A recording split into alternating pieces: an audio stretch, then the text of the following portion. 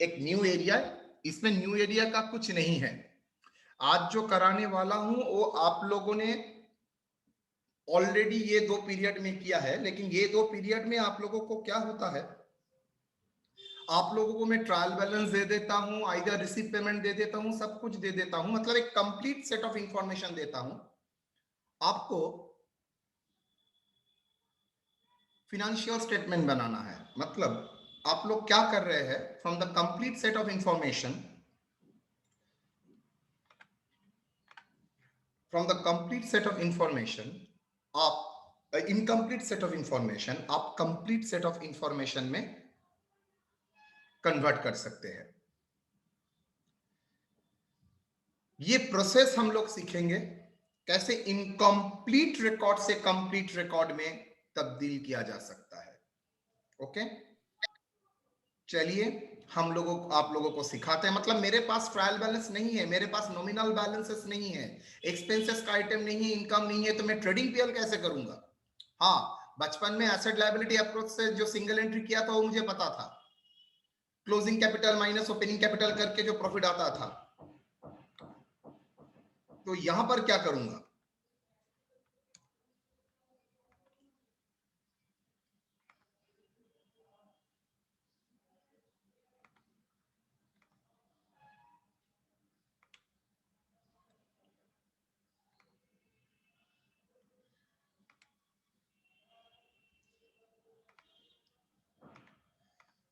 Let's start. Accounting from incomplete records. Accounting for incomplete records. Step 1, क्या करना पड़ेगा, because मेरे पास सिर्फ एसेट एंड लायबिलिटीज अवेलेबल है। First of all, what we have, क्या है मेरे पास, statement of opening and closing assets and liabilities।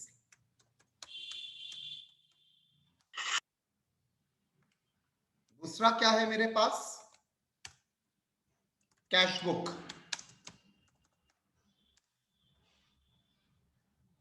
तीसरा होता है अदर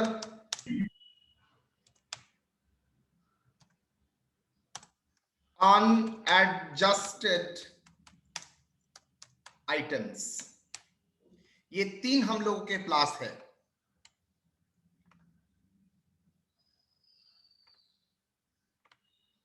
और एक होता है कैश बुक छोड़ के विथ और विदाउट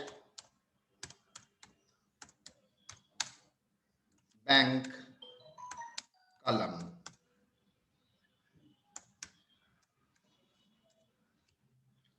अदर अनएडजस्टेड आइटम्स। तो हम लोगों को प्रोसेस क्या करना है,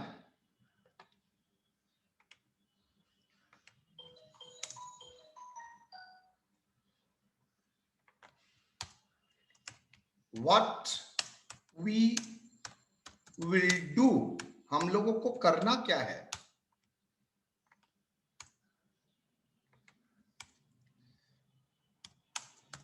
प्रिपेयर द ट्रेडिंग अकाउंट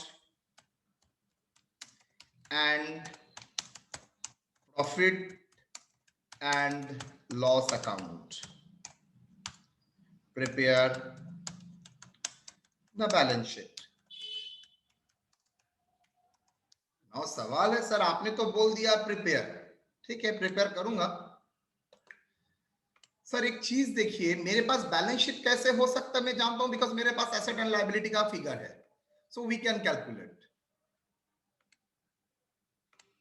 लेकिन सर मैं ट्रेडिंग पीएल करने के लिए जो फिगर चाहिए, इनकम एक्सपेंसेस कहां है, तो मुझे क्या करना पड़ेगा, process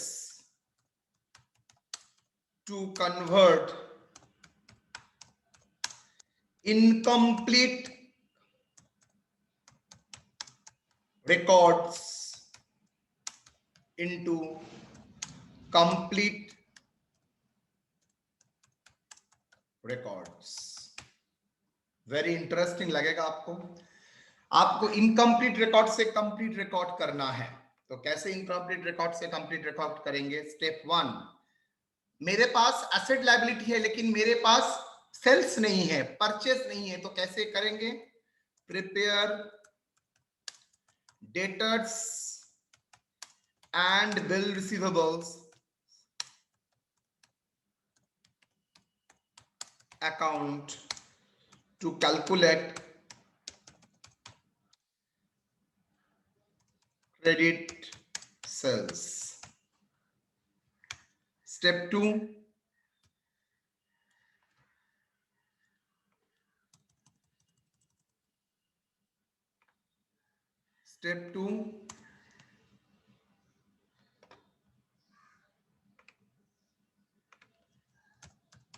prepare creditors account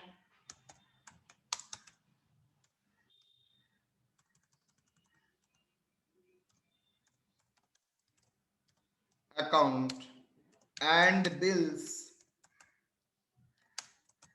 payable account to calculate credit purchase.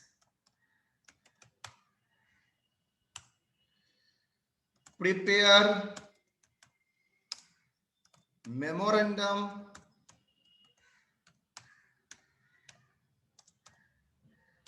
trading account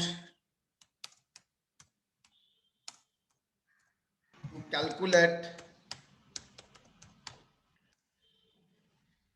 any one of the missing information.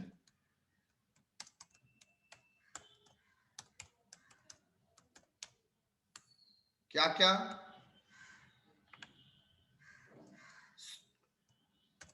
Opening stock, closing stock,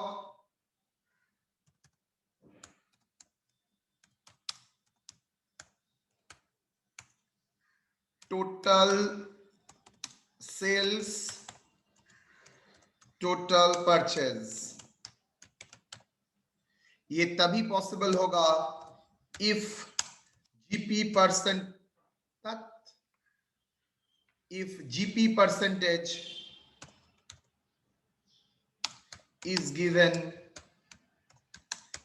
in the question. But if GP percentage is given in the question is a very bad language to write.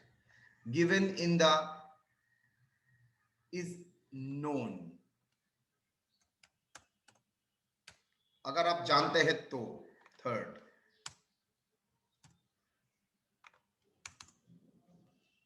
prepare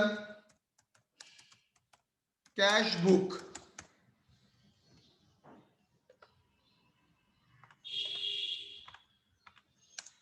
to identify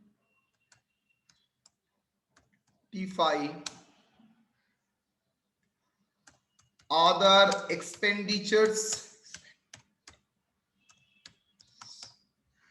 payments and receipts. आप लोग जानते ही है receipts में कौन सा basis? Summary basis. बोलिए तो ये वर्ड कहां आपने सुने हैं? समरी बेसिस में कैश बुक करना. आप लोगों ने बहुत अच्छी तरह से सुने हैं. समरी बेसिस में अकाउंट नहीं, समरी बेसिस में कैश बुक करना कहां सीखे हैं? सर कल ही तो कराए थे, परसों भी कराए थे. रिसीव पेमेंट अकाउंट वो क्या होता है? Summary cash book. तो यहां पर क्या रिसीव पेमेंट करना पड़ेगा ना?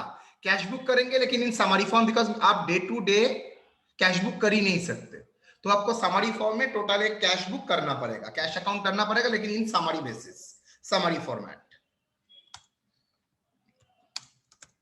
Prepare opening balance sheet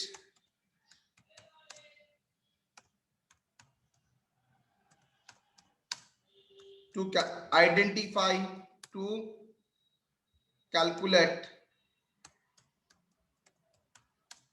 opening capital। ये कहां सुने थे सर? कल ही तो प्रॉब्लम में कहा था, इनकम एक्सपेंडिचर में ओपनिंग कैपिटल अननोन था।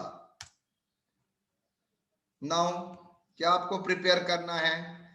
देखिए मोर और लेस आपका ट्रेडिंग पीएल बैलेंस शीट के लिए जो जो लगेगा सब हो गया। पास द एडजस्टमेंट एंट्रीज, यहां पर बहुत सारे एडजस्टमेंट एंट्रीज होगा। जो अनएडजस्टेड था आपको एंट्री देना पड़ेगा, अनएडजस्टेड आइटम के लिए इफेक्ट देना पड़ेगा। Last, prepare trading and profit and loss account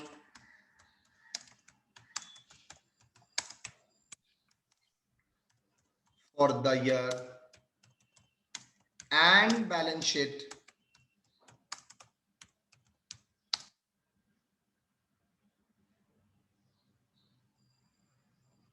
at the end of the year।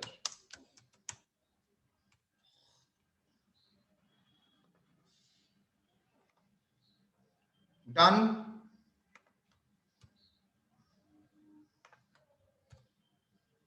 तो ये स्टेप आपको फॉलो करना है।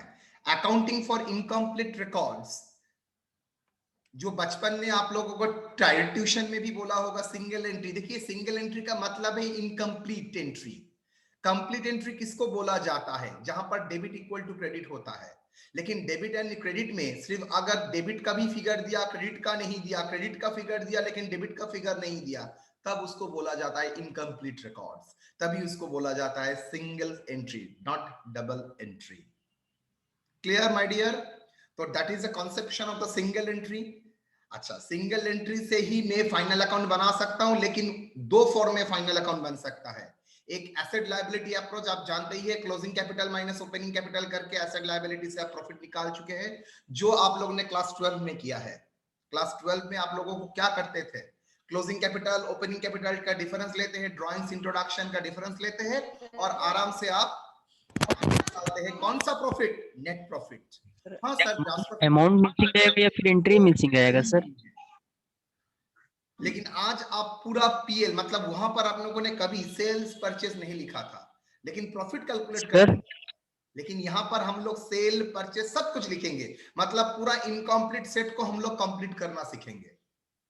11-12 के प्रॉब्लम में कभी भी कैश बुक नहीं रहता था, कैश ट्रांजैक्शन नहीं बोलता था, सिर्फ क्लोजिंग कैपिटल ओपनिंग कैपिटल करने से ही और 2-3 एडजस्टमेंट करने से ही हो जाता था। लेकिन यहाँ पर आपको जैसे ही मैं कैश बुक दूंगा, तो एक कैश बुक क्या कर रहा है, दो बैलेंस शीट में ओपनिंग बैलेंस शीट 4 लाख से क्लोजिंग बैलेंस शीट 6 लाख कैसे हुआ, ये एक्सप्लेनेशन क्लास 12 में नहीं था।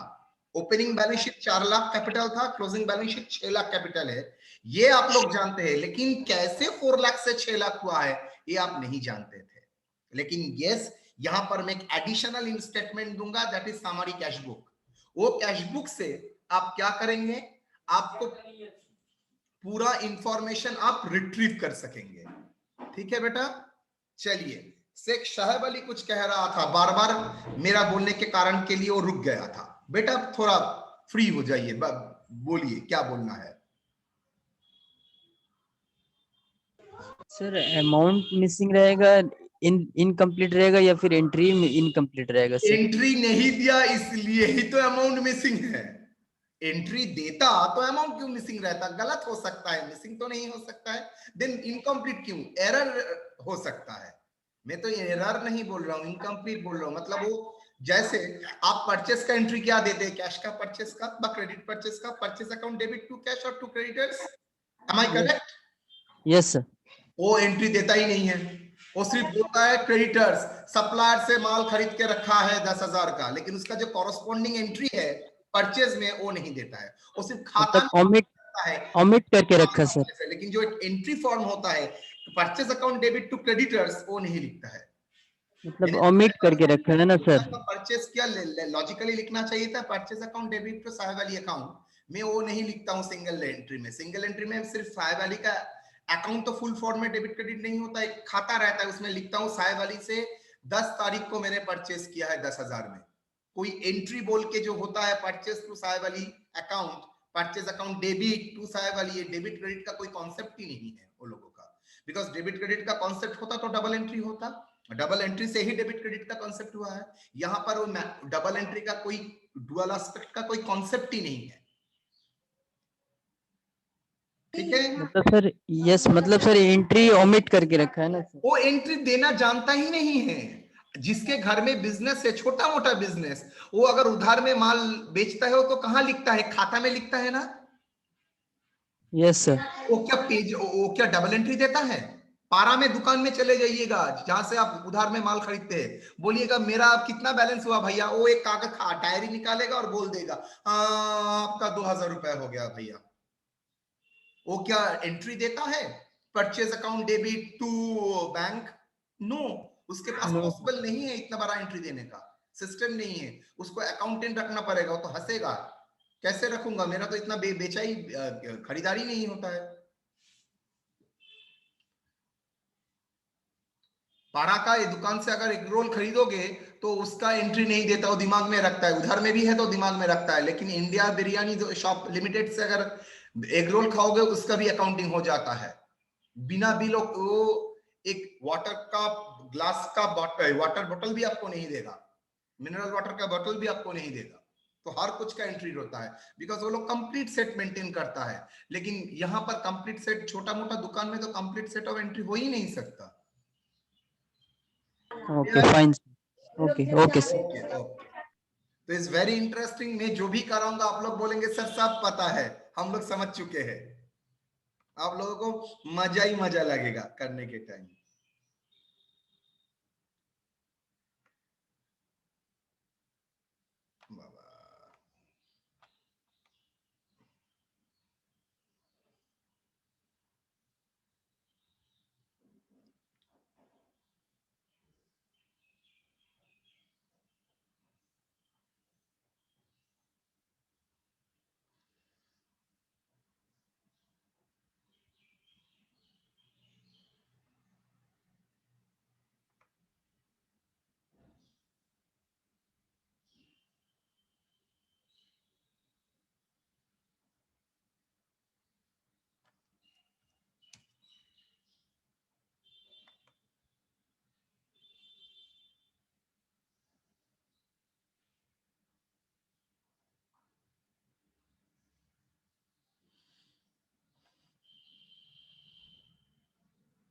चलिए,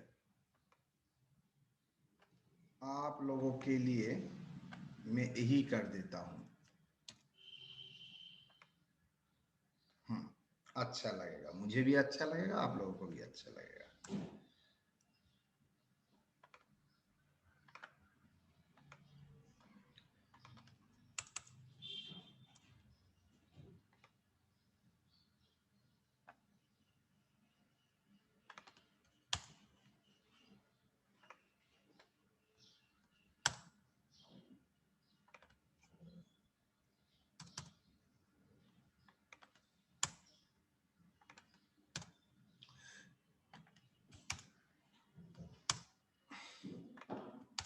प्रॉब्लम,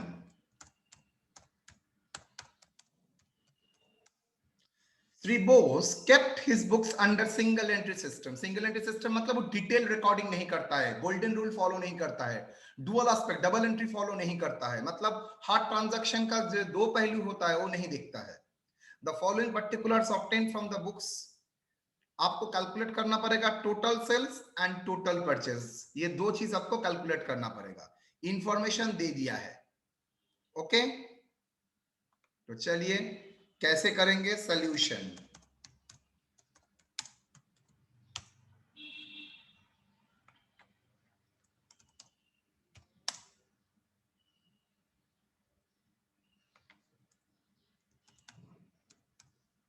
डेटर्स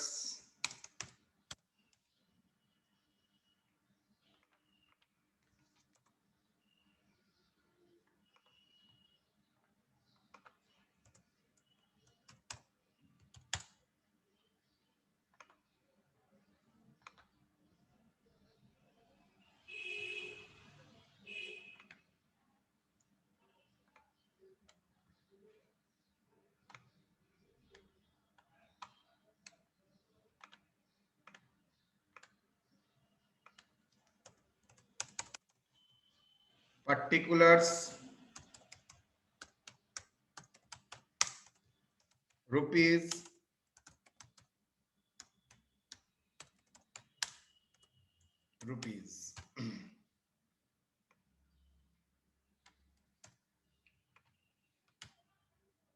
creditors,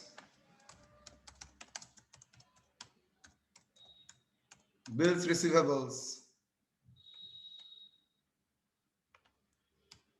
creditors,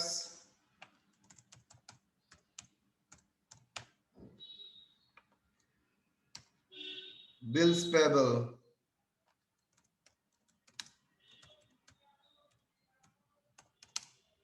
चलिए एक एक करके देखते हैं। ओपनिंग बैलेंस बोल दिया है, डेटर्स 56, क्रेडिटर्स 43। हटाओ, इतना घटिया क्यों दूंगा।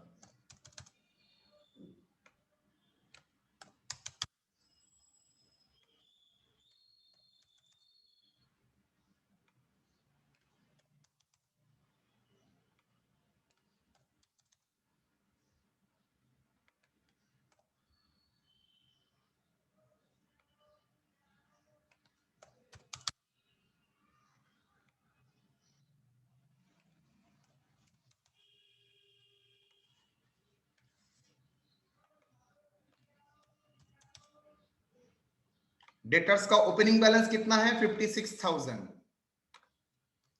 To balance brought forward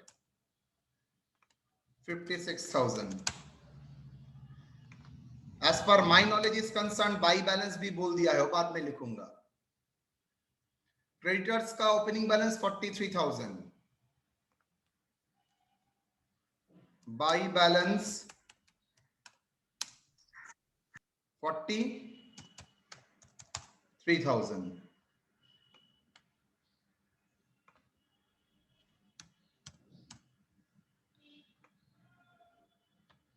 bill receivable 30,200, bill receivable 30,200।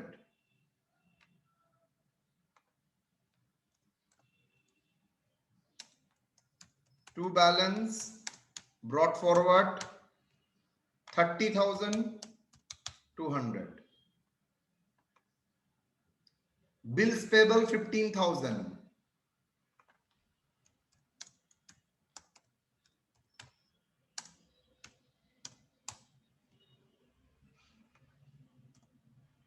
कितना?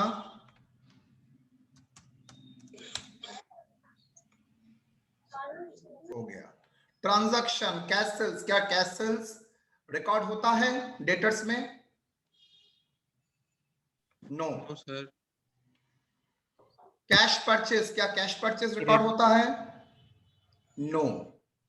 Cash paid to creditors 26,500 including 2,000 for purchase of furniture. Creditors में क्या फर्नीचर परचेज जाता है? यस और नो? नो। तो क्रेडिटर्स का जो पेमेंट हुआ है 26,2,000, उसमें गुड्स का कितना है? गुड्स का है 2,000। तो चलिए 26,500 से 2,000 माइनस करके क्रेडिटर्स में लिखेंगे। To cash account, to cash account कितना क्रेडिटर्स का पेमेंट? 26,500 माइनस 2,000, 24,500। एग्री? उसके बाद बिकॉज 2,000 फर्नीचर परचेज है और आप गुड्स परचेज निकालना चाहते हैं तो नहीं आएगा। Cash receive from debtors 31,900 by cash,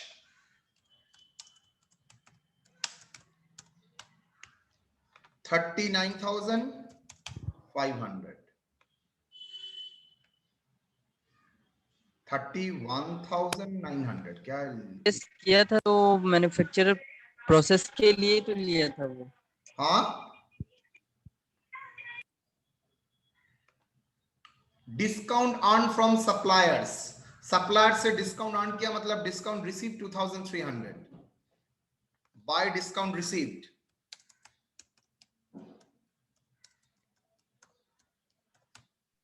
कितना डिस्काउंट क्रेडिटर्स रिसीव्ड? में होगा ना सर, सॉरी, क्रेडिटर्स में होगा तो। ओहो, क्रेडिटर्स में 2 discount received,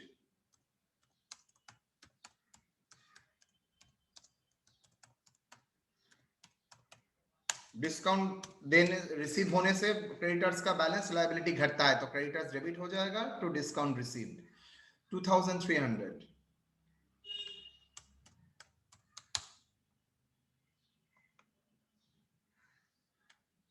Bad debt written off 3200,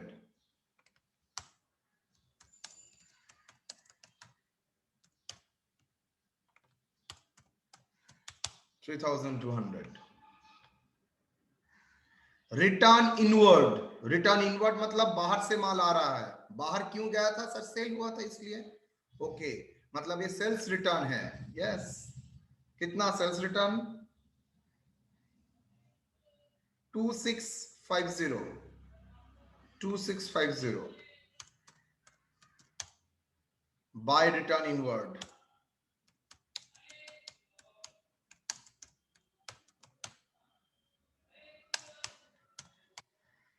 workings है तो अकाउंट आप इग्नोर कर सकते हैं, जरूरी नहीं है अकाउंट में बार बार अकाउंट लिखना, बिकॉज ये तो अकाउंट है ही नहीं, रियल में तो अकाउंट है ही नहीं है, ये तो एक समरी स्टेटमेंट है। तो कैश हो गया, कैश परचेज हो गया, डिस्काउंट, बैड डेट गलत लिखा, बैड रिटर्न हो गया, discount allowed to customer 3150 by discount allowed, allowed, मैं अकाउंट लिख रहा हूं, आप लोग बिना अकाउंट में भी लिख चल कर सकते हैं। कितना discount allowed? 3150।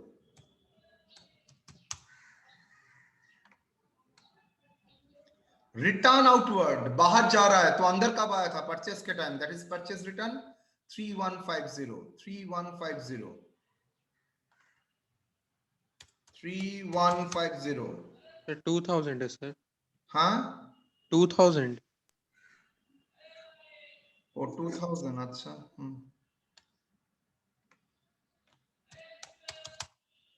To return outward, next.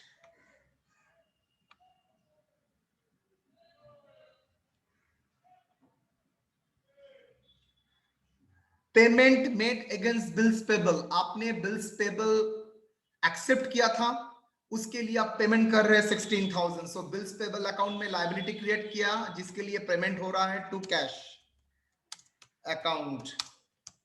क्या है? पेमेंट। याद है सेल बैलेंसिंग में कितना कराया था?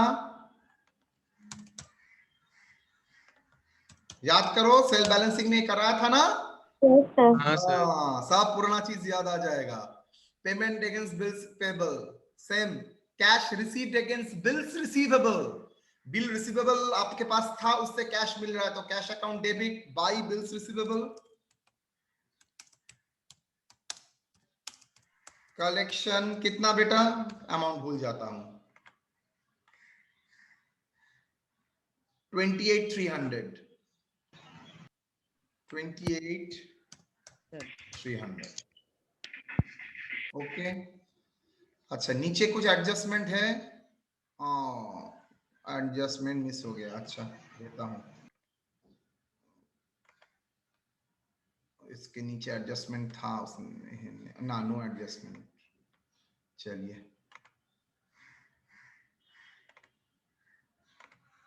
ठीक है। और कुछ? डेटर्स का क्लोजिंग फिगर 52,500, डेटर्स का closing figure by balance CF कितना? 52,500 डेटर्स का क्लोजिंग बैलेंस। क्रेडिटर्स का closing balance 39,000, true balance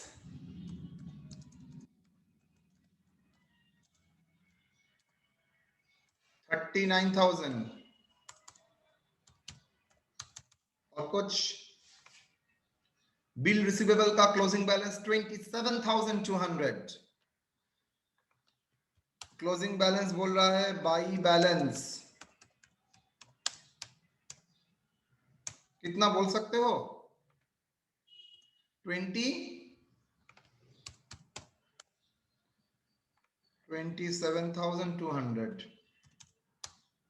creditor bills payable का total 27,900। 27,900 that is to bills payable का बैलेंस। बोलिए यहां तक कोई प्रॉब्लम, कोई एंट्री में कोई बैलेंस लिखने में डाउट? सर क्लोजिंग डेट जानबूझ के गलत दिया है सर, क्यों गलत लिख दिया है सर? कहां क्वेश्चन गलत किया है? सर 32/15 किया है सर डेट क्लोजिंग। 32/3 होगा।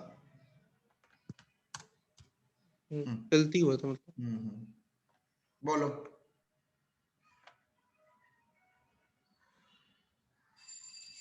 कुछ होगा?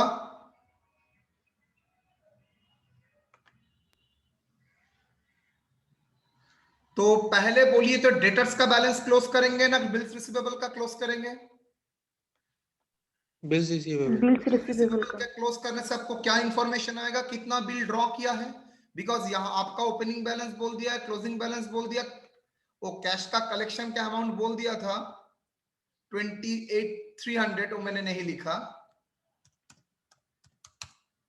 तो ओपनिंग क्लोजिंग कलेक्शन बोल दिया है, तो during the year bill draw कितना किया गया है? डेटर्स अकाउंट बिल ड्रॉन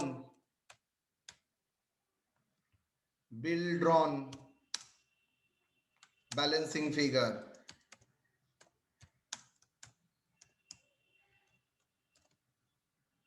कितना?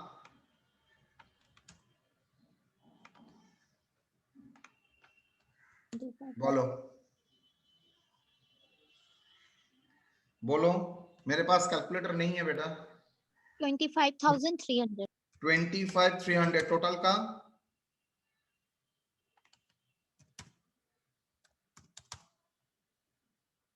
$55,500। तो कितना बिल ड्रॉ हो गया? तो डेटर्स का भी तो पेमेंट हुआ होगा बिल से।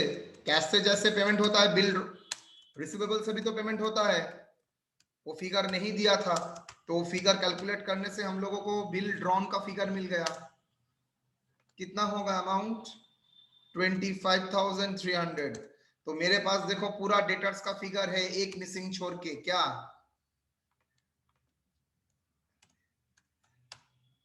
क्या बोलो तो? Sales to sales credit sales how much? याद रखना है सब कुछ जो अमाउंट में लिखता हूं ऑलवेज अ समरी अमाउंट, लेकिन बिकॉज आपके पास डिटेल ट्रांजैक्शन कहां है, रेगुलर तक नहीं है। बिकॉज डेटर्स भी तो समरी है, डेटर्स बोल के तो कोई अकाउंट नहीं होता, इंडिविजुअल नाम होता है। बोलो अमाउंट कितना?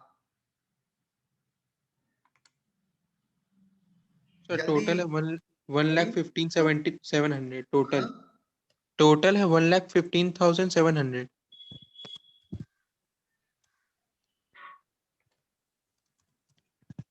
और 59,700 sales. 59,700 is a sales balancing figure. Okay. तो पहले आपने क्या किया?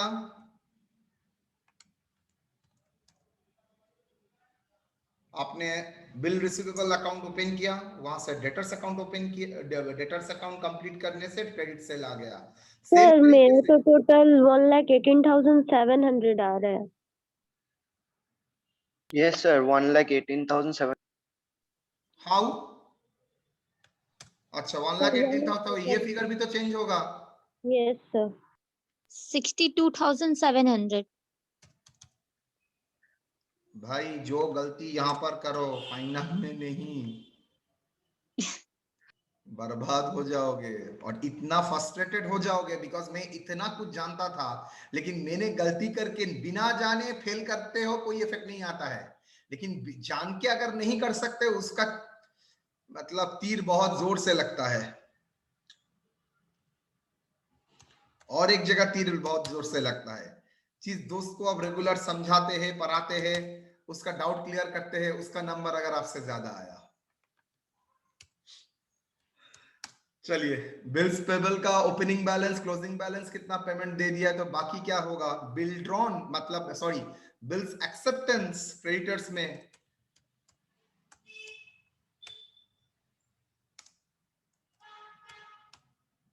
कितना 28,900. 28,900।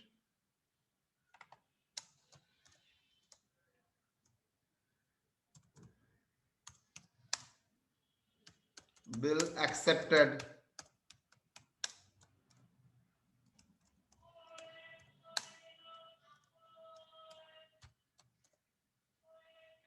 तो क्रेडिटर्स का पेमेंट में जैसे कैश आता है ये भी तो आएगा, टू बिल्स पेबल। बोलो,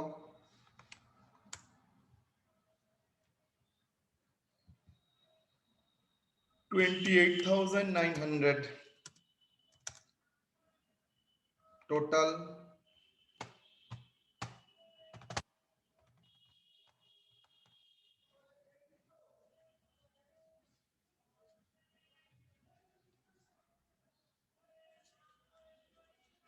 Sir, total 96,000.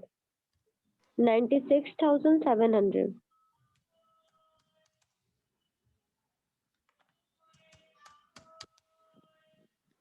और यहाँ आएगा sir 53,700. By purchase, credit purchase, credit purchase of not all purchase, credit purchase of goods कितना 53,700. चलिए एक फिगर और भी डाल देते हैं।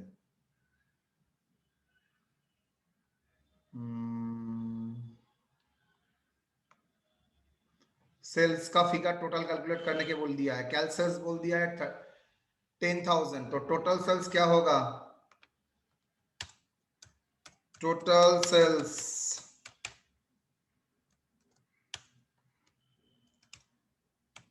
Cash sales rupees 10,000, credit sales rupees कितना, क्रेडिट सेल खोजो,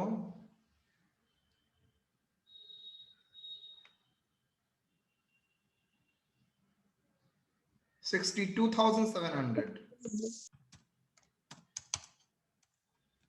total,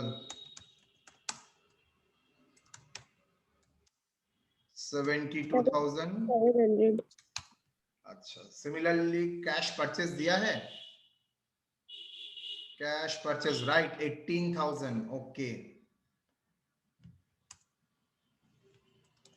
total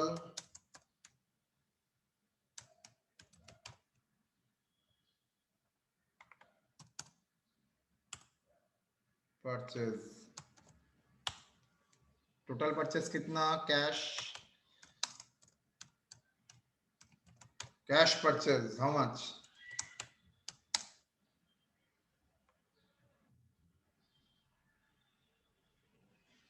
$18,000,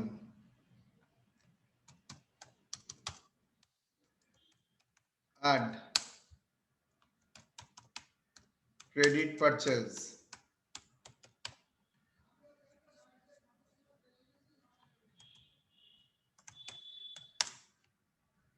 how much, 53,700. 53,700,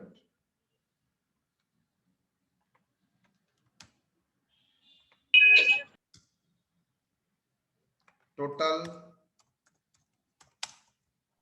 71,700.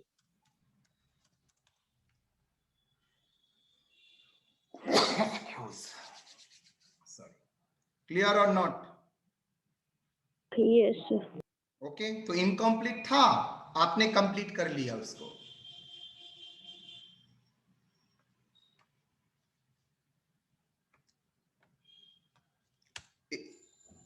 Problem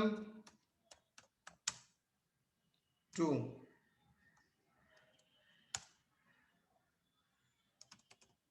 cash sells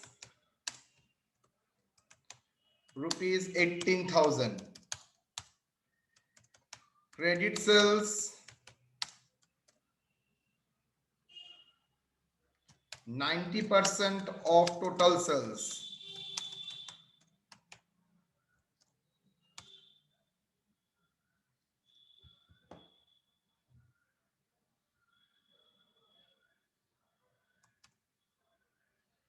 credit purchase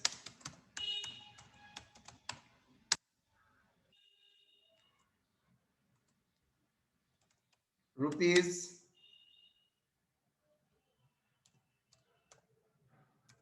80,000, cash purchase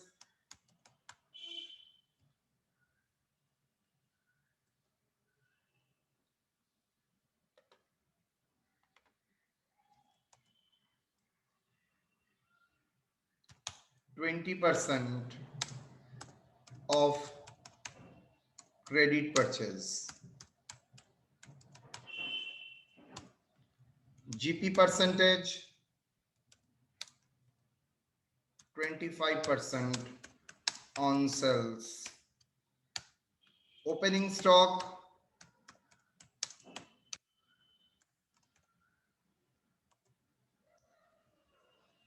40,000. Calculate the closing stock.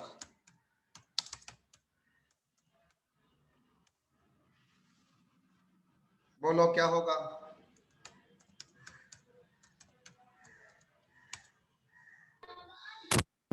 Cash sales बोल दिया है कितना? सॉरी, कैश सेल्स बोल दिया हाउ मच? 18,000.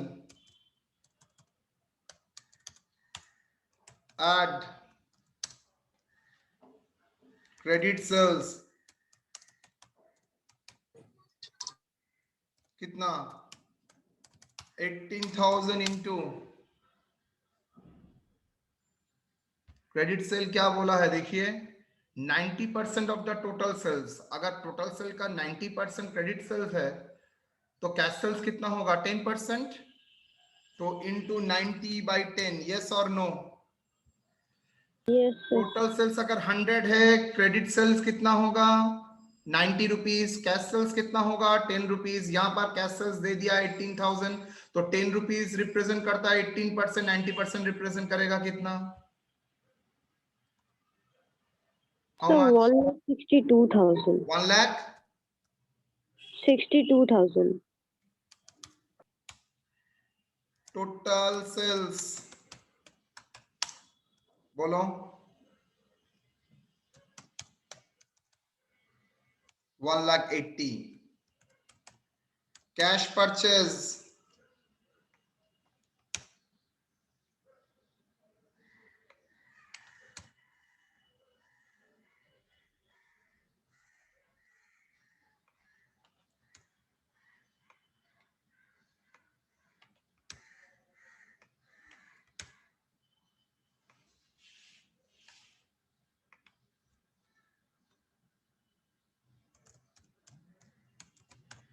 कैश परचेज कितना?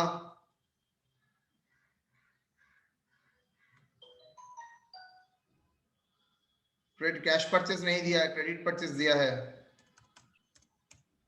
Credit purchase how much? बोलो बेटा। क्रेडिट परचेज बोल दिया है 80,000। ऐड कैश परचेज 20% of 80,000 कितना 16,000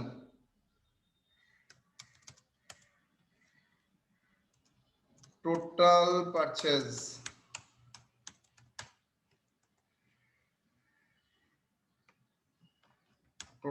how much 96,000. हो गया। नाउ मुझे तो क्लोजिंग स्टॉक कैलकुलेट करना है।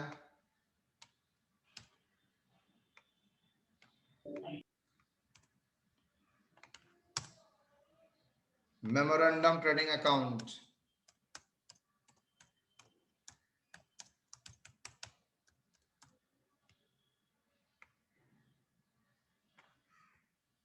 To opening stock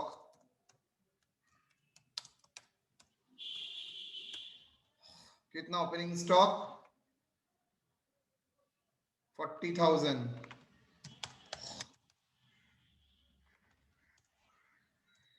to purchase कितना 96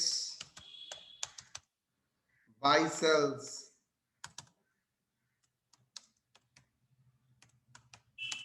1,80,000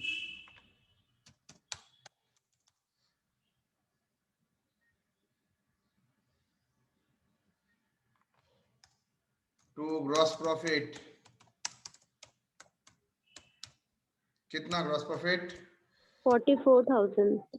5% ऑफ 1,80,000 45,000 No, sir. Wait.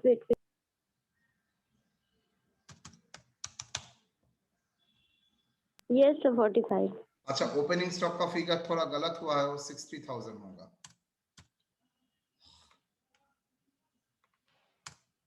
40 नहीं, कितना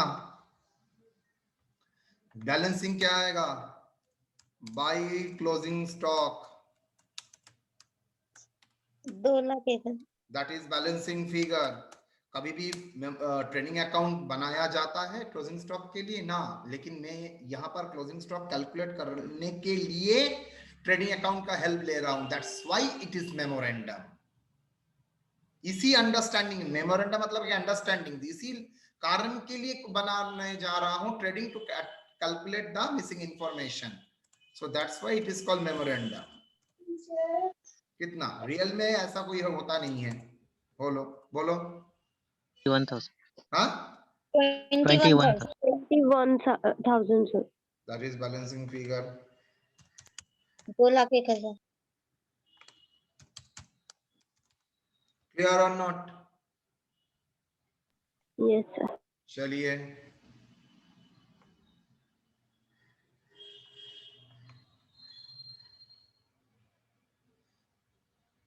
डन। Yes, sir. ओके तो हम लोगों ने दो छोटा प्रॉब्लम नहीं कर पड़ेगा दिया। सर, ये वाला प्रॉब्लम छोटा नहीं है, मतलब ईयर का प्रॉब्लम है। पड़ेगा सर सॉरी एंट्री। इसको बोलते हैं इनकम्प्लीट रिकॉर्ड से कंप्लीट। अभी तक फाइनेंशियल स्टेटमेंट बनाया नहीं है, कल फाइनेंशियल स्टेटमेंट बनाऊंगा, आप लोग देखेंगे, ठीक है। अच्छा मैं आप लोगों का वेडनेसडे आप कल नहीं, कल भी हो सकता है, आप लोग प्रिपेयर रहिएगा। हाँ कल ही करूं, हो सकता है कल रात को मैं डिप्रिसिएशन एंड इसका एग्जाम लूंगा, डिप्रिसिएशन एंड इनकम्प्लीट रिकॉर्ड्स का, क्या बोलो, इंश्योरेंस क्लेम का। मुस्लिम सर ओके आप लोग सब अपना roll number, university registration number जैसे इंस्ट्रक्शन रहेगा वैसे फॉलो कीजिएगा। आप लोगों ने जो